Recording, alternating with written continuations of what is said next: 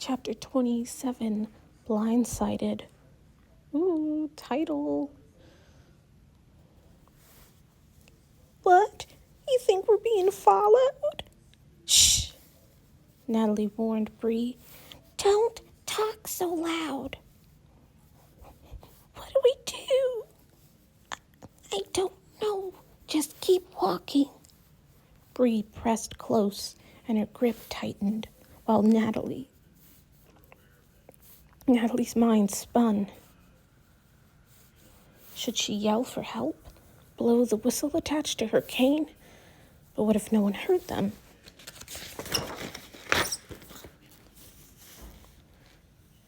Keep walking. Maybe they should wave down a car. But then what? But then what if they weren't really being followed? It would be embarrassing. They didn't want to make a scene for nothing. Keep walking. Was she trying to walk herself? No, was she trying to walk herself? No, was she trying to talk herself out of her gut instinct? Weren't you supposed to trust your gut instinct? To go with your gut? Keep walking. Keep walking. It was all Natalie could think to do. She tried to listen to the sound of her cane on the sidewalk, but it was difficult with her heart pounding in her ears. Tap, tap, tap. The cane didn't sound very loud. Did this mean an open space? The street of the stretch of sidewalk past the cemetery? If so, then there wouldn't be any houses close by, no one to hear them scream or see that they were in trouble. Their only hope was that someone would notice them from a passing car. But where was all the traffic she normally heard on Dunbar? Suddenly a husky voice behind them said, "Hey there." Natalie stopped, and Bree pressed close beside her. "You girls want to join the two of us for a drink?"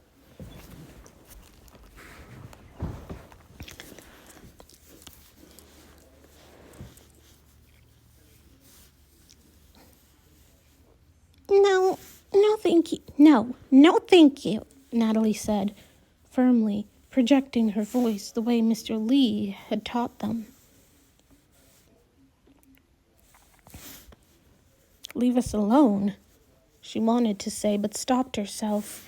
She didn't want them to know how scared they were. She started walking again, but then all at once there were steps, heavy, rushing behind them. Hot breath and an arm around her neck. "Stop! Stop!" Natalie yelled, being jerked viciously backward. The cane flew out of her hand. She grabbed at an arm. It was encased in some sort of fleece and tried to keep from being choked. Natalie screamed, and Natalie felt her kick as they were being pulled apart. Scared, Natalie tried to think, but in her panic all she could do was yell and scream. "Let go!" she hollered. "Behave yourself, and you won't get hurt," the man told her. "No, let go!" Natalie knew she had to fight back. She lifted one leg from the ground and tried to stomp on the man's foot. But he moved too quickly, and Natalie lost her balance. "Let go of me!" Why wasn't a car stopping? The hold tightened around her neck. She nodded. She needed to hook her chin inside. She needed to hook her chin inside the top of his forearm so that he couldn't cut off her air. She dug her chin in hard. It was supposed to be uncomfortable for him because of the pressure on his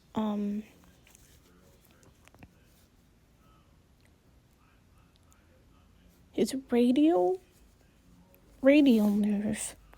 It worked. His arm eased its hold on Natalie's neck, and she wasted no time. She threw her head back, trying to smack it into his face, but the move backfired. Angry, the man grunted and put his arm around her neck even tighter, so she couldn't push her chin inside. He reeked of beer and smoke and perspiration. Natalie struggled to breathe. Then, with all the strength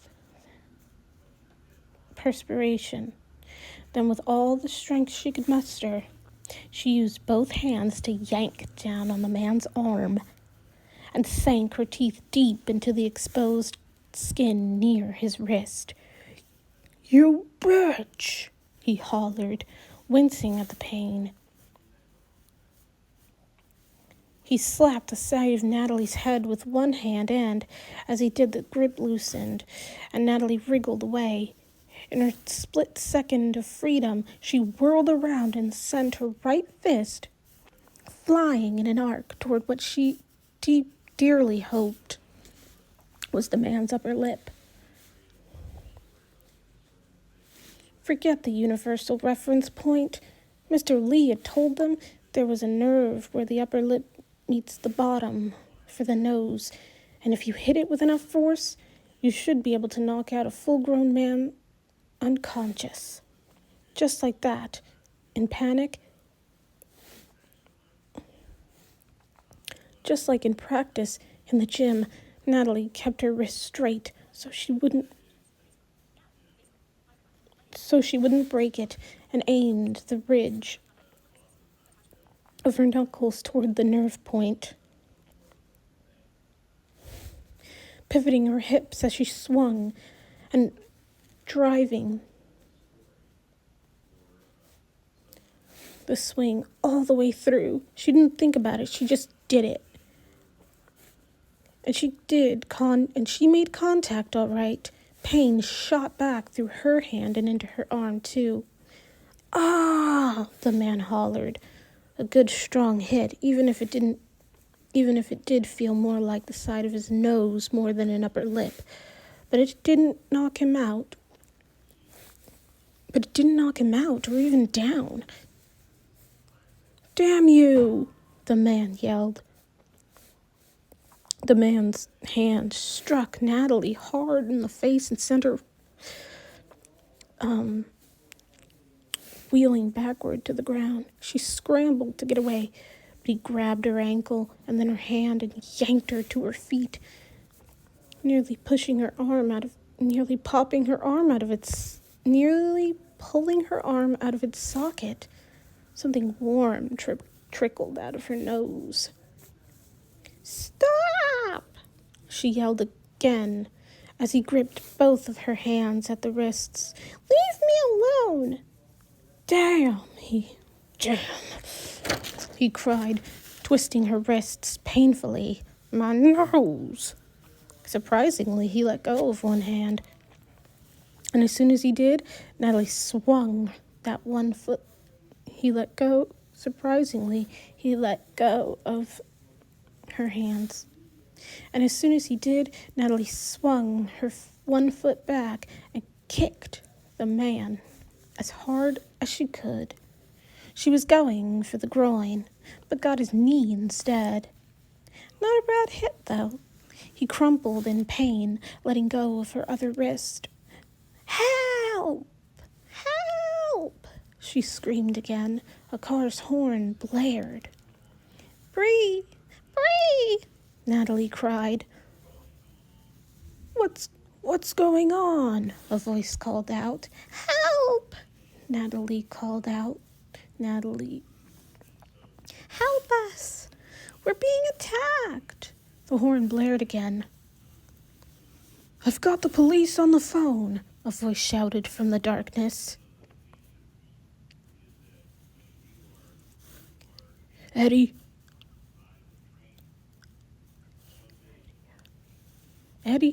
out of here," yelled the man. Eddie, out of here," yelled the man who had attacked Natalie. Another voice several yards away replied, Split? The men took off. But where was Bree? Why wasn't she yelling or saying anything? Natalie dropped down on all fours and used her hands to search for her cane. Bree? She called, running her hands over the rough cement sidewalk and the grass to one side. She found her cane and stood. Bree? She called again, a faint voice in the darkness. Over here. Where? Here. The stranger with a younger man's voice came around from another direction. Are you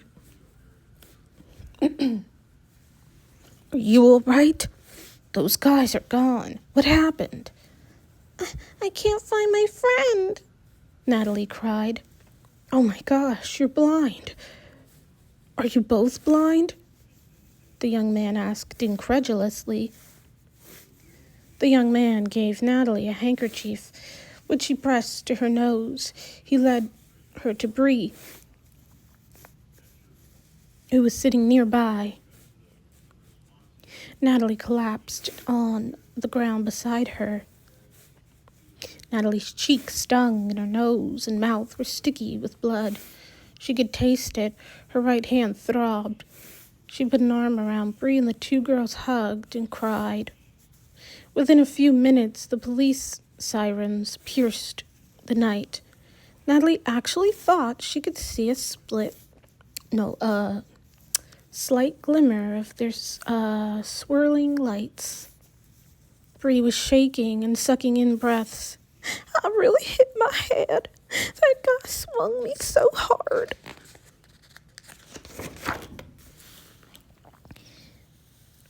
Thank you for stopping, Natalie said aloud, not knowing exactly where the young man stood. You saved us. I got a good one in there, Bree said. I hit that guy hard.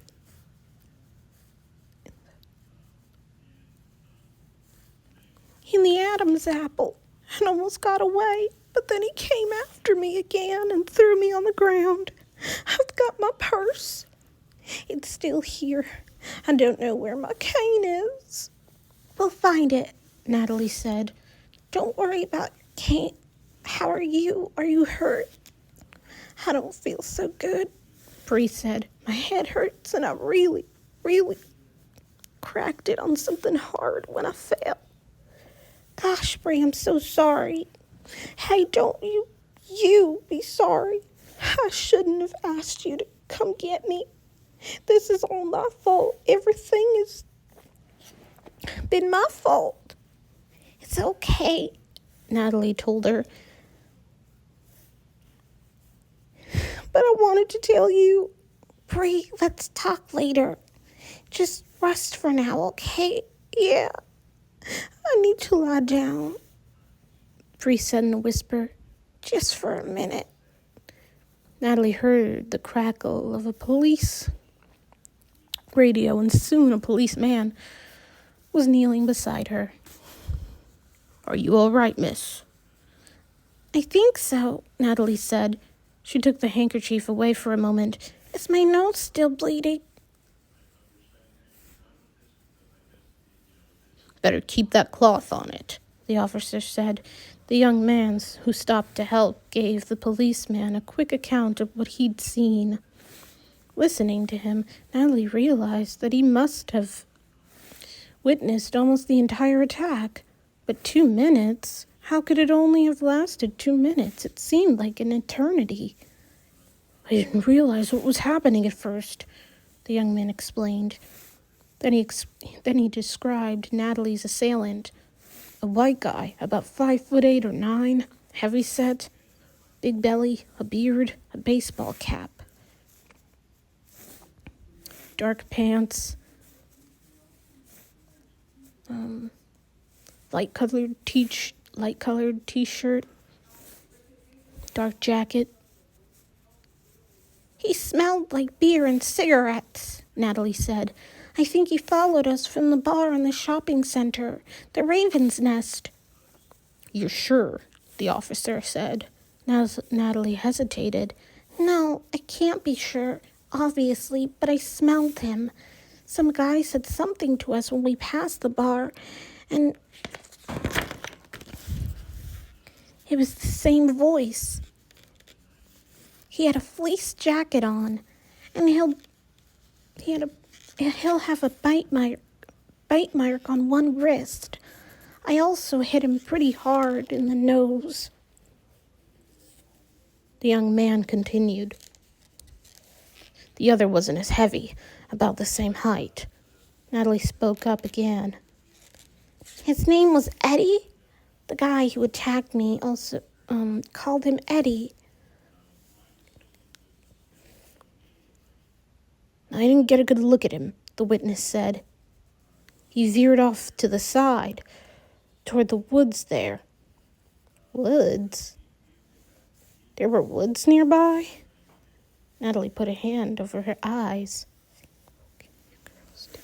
I think we'll get you girls down to the hospital to get checked out, the policeman told her. I don't think I need a hospital. Your friend, he said. Is she hurt? Bree? Natalie reached over to touch her arm. There was no response. Bree? Charlie? Charlie? Charlie? The officer hollered. Call for an ambulance.